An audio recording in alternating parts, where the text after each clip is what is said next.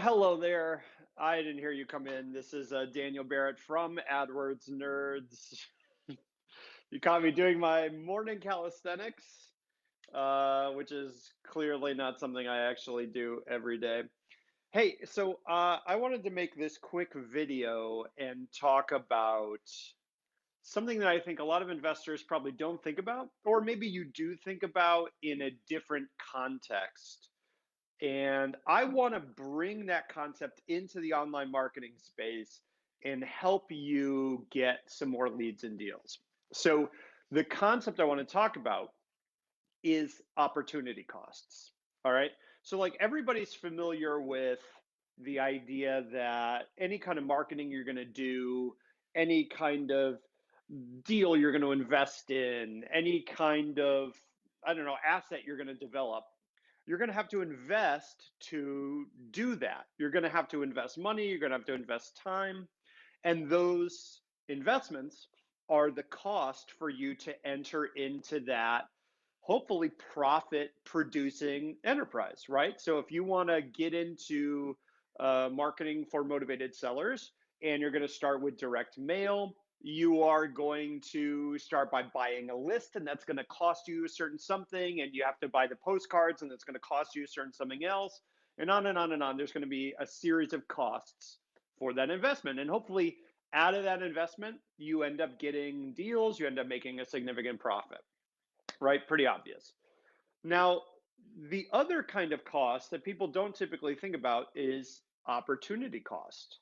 So, like, let's say you're that beginning investor and you're thinking about investing in direct mail, but you're like, I got to buy the list, I got to buy the postcards. That's going to cost me, I don't know, $1,000, and yeah, I don't want to spend that $1,000, right? So you don't incur that cost. You never buy the list. You never get the postcards.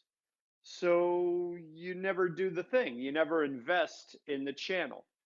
Now, admittedly, you never incur the cost at that point. You never spend the $1,000 to get the mailing list and all that stuff, and that's great. So you save the $1,000, but you also never get the deals you would have gotten. You never get those deals that turned into the profit. And that missing profit is the cost of passing up the opportunity. All right. So that's what opportunity cost is. You never get what you would have gotten if you invested in the channel. Now, I see a lot of real estate investors getting into online marketing, and online marketing is awesome. Obviously, like I work in online marketing, all I do is online marketing for motivated sellers. So clearly, I believe in the channel, right? And there's a lot of profit to be had, a lot of deals to be done. There's a lot of room in that market for a lot of investors. But what ends up happening is that investors will get into online marketing with the same mindset that that beginner investor has about direct mail, right? Maybe you're not as familiar with online marketing.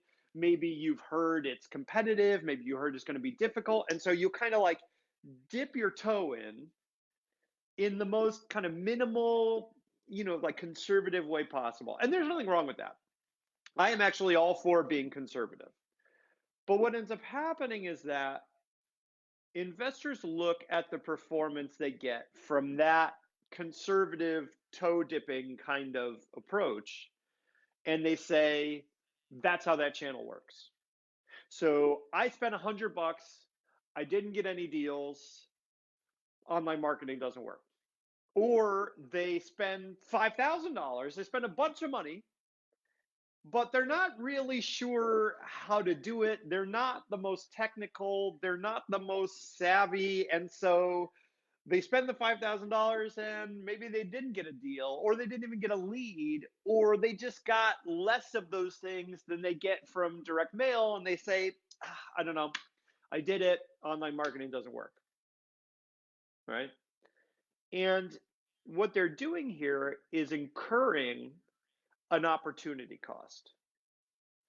They see and understand that they want to invest in the channel, but they don't understand that investing in the channel And the results you get from that are very dependent on how you invest in the channel.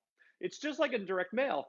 If I mail the phone book, if I just go down the phone book and I just mail the first 20% of the names that I see in my town, I'm probably not going to get great results. I'm certainly not going to get as good results as I would have gotten if I mailed, for example, a highly targeted list of people with equity, with people in pre foreclosure. You know what I'm saying?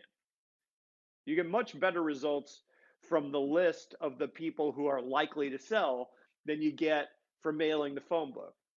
And if you mail the phone book, you pay the opportunity cost of not doing it the smart way. Now, look, I'm not saying that no investor can invest in online marketing on their own. In fact, people do that all the time, and it's great, and I highly support that. But I think you need to have a plan. You need to know how the channel works. You need to know how it performs. You need to know what's been proven to produce leads and deals in the past. And you need to do that and not just flail randomly and say, hey, I'm investing in the channel. There's two ways to do that, right?